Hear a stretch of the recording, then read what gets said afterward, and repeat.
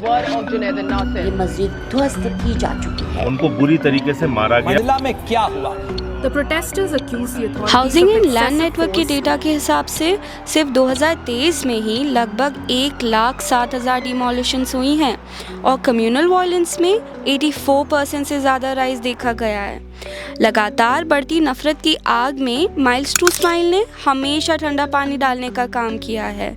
जुलाई के पहले हफ्ते में मध्य प्रदेश के मांडला में 14 घर बीफ स्टोर करने के इल्ज़ाम में डिमोलिश किए गए थे। जब हम वहां पहुंचे तो बच्चे अपने घर के मलबे से किताब निकाल रहे थे।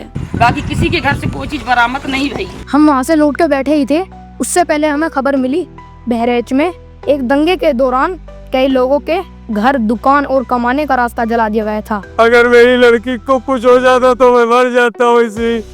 1.5 लाख के सामान रहे तो जलाए। वही हम कलीम, रफीक, सादिक जैसे लोगों से मिले जिनको हमने कारोबार सेट करके दिया और कईयों का घर भी बनवाया। मदद करा है तो अब घर बनेगा, वो अच्छे से बनेगा। इनका अल्लाह का शुक्रगुजार है। हमें बहुत राहत मिल गई है। उसी साल खबर आई कि संभल में पुलिस फायरिंग में 6 लोगों को मार दिया गया है।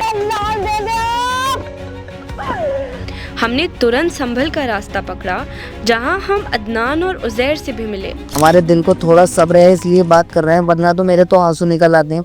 उन्हें दोबारा अपने पैरों पे खड़ा करने की जिम्मेदारी लेते हुए हमने उनकी छोटी सी मदद की। जून जब हम मांडला में थे तो शामली के 3 दोस्तों को उस बीच लिंच कर दिया गया था, जिसमें तीनों खत्म कर दिए गए थे। उसका काम याद आ गया, उसका घर का खर्चा चलाना याद आ गया। भाई कहीं से ऊपर वाला कोई मदद करो। अरे उस सितंबर हमने शामली का रास्ता पकड़ा और तीनों के परिवार से मिलने गए। हौसला यार, अब आपने मदद करी है।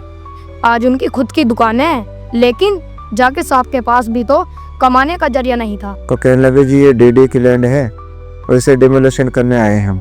आगे साहब से बात करके उनके लिए हमने एक स्टेशनरी खुलवाई। जो हमें जो सामान लेना था डिक्शनरी का, वो हमने सारा सामान ले लिया है। अब उनकी स्टेशनरी से कई मदरसों की किताबों का स्टॉक भी पूरा हो जाएगा। और मालूम है क्या, जो घर सालों से खाली था आज वो भी उमर के परिवार से भर गया है।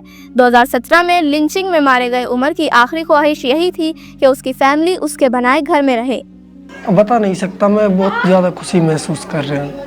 2024 में हमने 63,000 से ज़्यादा घंटे स्पेंड करने के बाद और कम से कम 54,000 माइल से भी ज़्यादा का सफ़र तय करने के बाद हमने 6,325 लोगों के चेहरों पर स्माइल्स लाई हैं। और इस साल माइल्स टू स्माइल का नाम सिर्फ इंडिया में ही नहीं बल्कि बाहर के देशों में भी फैला है।